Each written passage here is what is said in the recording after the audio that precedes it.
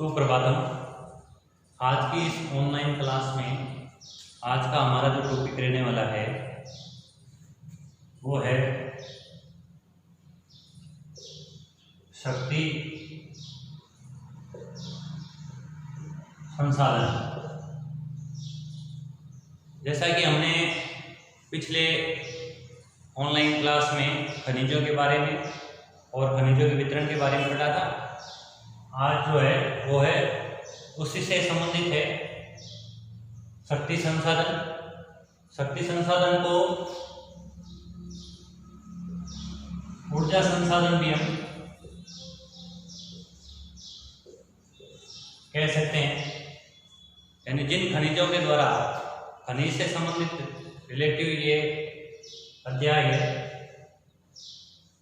तो उसी से संबंधित आगे हम पढ़ने वाले हैं। तो ऊर्जा संसाधन जिससे हमें ऊर्जा प्राप्त होती है वो ऊर्जा संसाधन कहते हैं। जैसे भोजन करते हैं तो हमारे शरीर को भोजन करने से ऊर्जा प्राप्त होती है। इसी प्रकार जो भी बस वगैरह चलती है तो उसके लिए डीजल की, पेट्रोल की आवश्यकता होती है कहीं में, तो उनसे उसको ऊर्जा मिलती है। विद्युत में भी विद्युत ऊर्जा का उपयोग होता है, तो उसमें कई प्रकार के खनिजों का उपयोग भी होता है। तो उससे संबंधित यहाँ हम जानकारी प्राप्त करेंगे। यदि ऊर्जा संसाधनों की हम यदि बात करें या शक्ति संसाधनों की यदि बात करें तो इसको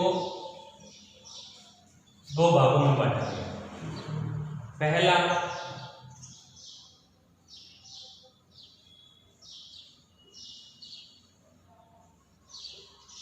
नवीनीकरण के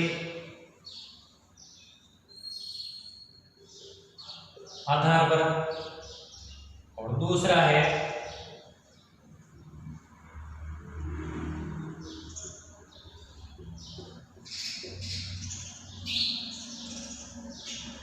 परंपरा के आधार पर।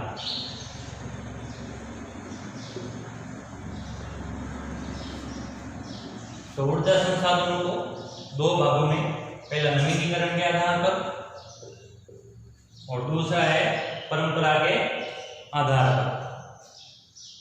तो हम नवीनीकरण के आधार पर तो ऐसे भी खनिज होते हैं जिनका नवीनीकरण भी होता है, उन्हें उपयोग में भी लिया जा सकता है ऊर्जा बनाने के लिए। और कुछ ऐसे खनिज भी होते हैं जो एक बार उपयोग में लेने के बाद उसका पुनः उपयोग नहीं हो सकता है, समय लगता है। तो इसके आधार पर है जो इसको दो भागों में बांटा है। नवीनीकरण के आधार पर यदि हम बात करें तो इसको भी दो भागों में विभक्त किया गया है। इसमें पहला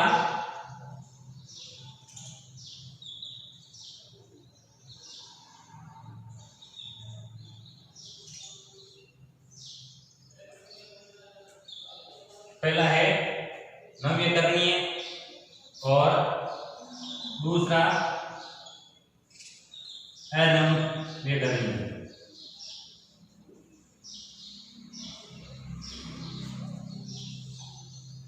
नवीकरणीय यानी कि मनुष्य द्वारा और प्रकृति में निहित संसाधनों को पुनः उपयोगी, प्राकृतिक संसाधनों के द्वारा पुनः उपयोगी बनाना।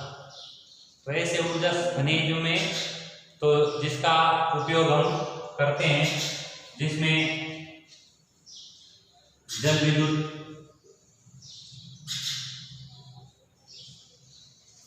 जिसका पुनः प्राकृतिक संसाधन के द्वारा पुनः प्राप्त किया जा सकता है जल को, क्योंकि जल वाष्पीकरण होकर के वर्षा के रूप में पुनः पृथ्वी पर उपलब्ध हो जाता है समुद्रों महासागरों में, और उसी के पानी से विद्युत ऊर्जा बनाई जाती है। तो ये एक इसका उदाहरण। इसी प्रकार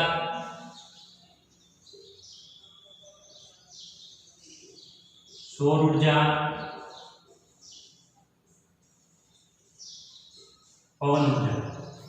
तो सौर ऊर्जा भी एक नवीनीकरण संसाधन है। इसको एक बार उपयोग में लेने के बाद पुनः है जो सूर्य के प्रकाश के द्वारा बनाया जा सकता है।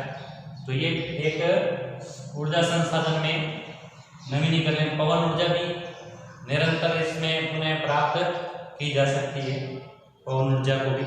तो ये नवीनीकरण करणीय संसाधन है। फिर नवीकरणीय जो संसाधन है उनकी यदि हम बात करें तो यानी जिसको पुनः एक बार उपयोग में आने के बाद पुनः उसको उपयोग में नहीं लिया जा सकता, ऐसे जो संसाधन होते हैं वे नवीकरणीय कहलाते हैं। तो इसके अंतर्गत यदि उदाहरण में हम देखें तो कोयला,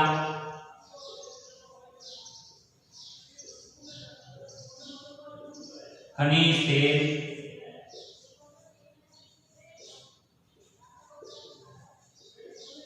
प्राकृतिक गैस, तो ये इसके उदाहरण हैं जिनको हम एक बार उपयोग में लेने के बाद पुनः उसका मानव उपयोग कई समय लगता है। जैसे कोयला जो जमीन से निकाला जाता है खोद करके, तो एक बार वहाँ से प्राप्त होने के बाद पुनः उस जगह से ये प्राप्त हो, ये संभव नहीं है, काफ़ी समय लग जाता है उसमें प्रक्रिया में। तो ये इसके उदाहरण हो गए। अब आगे यदि हम चलते हैं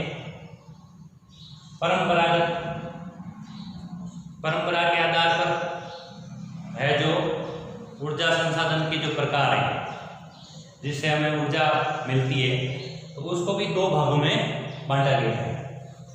पहला है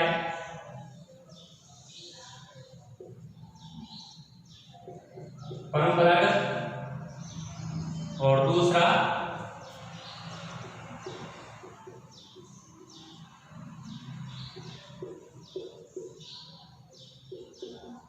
गैर परंपरागत। परंपरा के आधार पर यानी कि नाम से ही परंपरा जो रीति रिवाज जैसे पुराने घरों में चलते हैं उसके अनुसार, तो परंपरागत और गैर परंपरागत एक ऐसे संसाधन होते हैं, ऐसे खनिज भी होते हैं जिसको पुराने प्राचीन समय से हम उपयोग में ले रहे हैं ऊर्जा के रूप में, ऊर्जा प्राप्त करने के लिए। तो इसके अंतर्गत जो आने वाले स्रोत हैं यदि उनकी हम बात करें तो कोयला, ये परंपरागत स्रोत है। और दूसरा यदि हम इसकी बात करें खनिज तेल,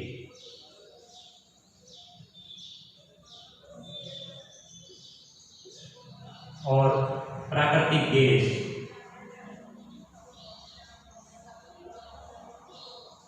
तो ये सब परंपरागत स्रोत हैं जिसको हम प्राचीन समय से ही इसका उपयोग में लिया जा रहा है ऊर्जा बनाने के लिए। और गैर परंपरागत में तो ऐसे खनिज होंगे जिसका वर्तमान समय में नवीनीकरण के रूप में हम उपयोग में ले रहे हैं, वो गैर परंपरागत होंगे।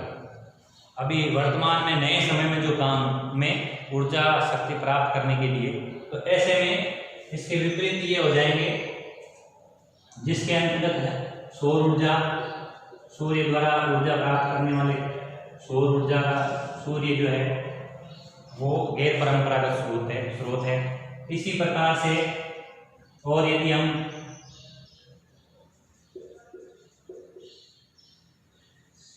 परमाणु ऊर्जा, यह भी इसका एक प्रकार है। पवन ऊर्जा,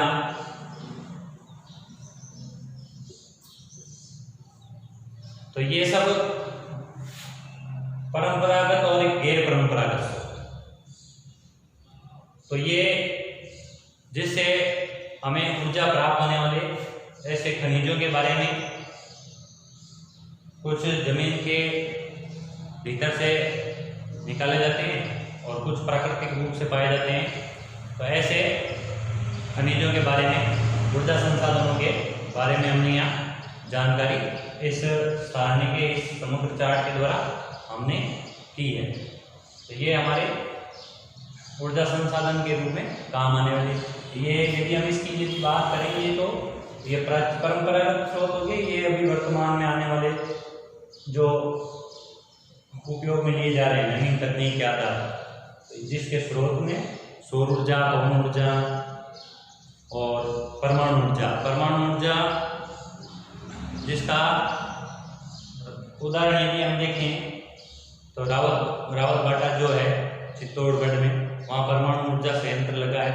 यूरेनियम और थोरियम के द्वारा ये ऊर्जा बनाई जाती है, परमाणु ऊर्जा, जिसका चित्तौड़गढ़ के पास रावत भाटा कोटा के पास में, तो वहाँ इसका विद्युत ऊर्जा बनाने में उपयोग में लिया जाता है परमाणु ऊर्जा के रूप में। बाकी कोयले से भी ऊर्जा बनती है।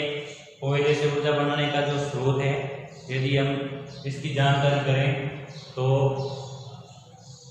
बीकानेर से आगे चलते हैं, सूरतगढ़ के पास, हनुमानगढ़ के पास में, तो वहाँ इसका है, सूरतगढ़ में इसका कोयला ताप ऊर्जा संयंत्र बना हुआ है जहाँ बिजली बनाई जाती है।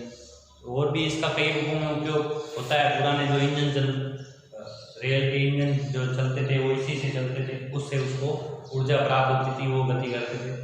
तो इस प्रकार से ये तो पुराने स्रोत हैं। और नवीन स्रोत के अंदर हम यदि बात करेंगे तो सौर ऊर्जा, पवन ऊर्जा और परमाणु ऊर्जा के रूप में इसका उपयोग किया जा रहा है। तो इस प्रकार से ये इस सारणी के द्वारा हमने ऊर्जा संसाधनों के बारे में अध्ययन किया है। अब इससे संबंधित कुछ प्रश्न हम अपनी नोटबुक में करेंगे, आप स्वयं इसका उत्तर देंगे।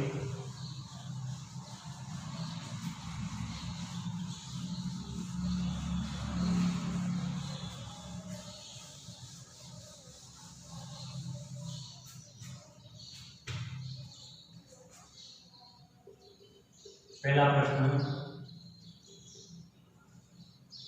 शक्ति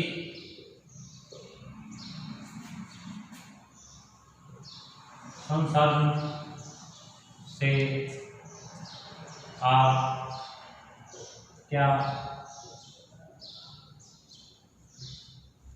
समझते हैं?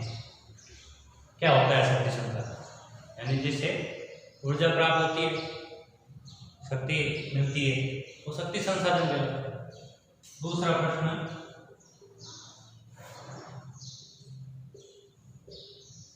शक्ति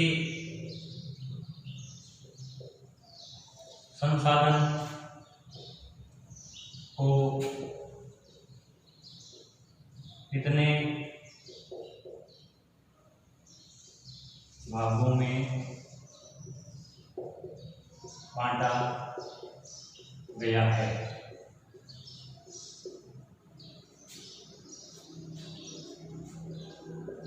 नाम लिखिए।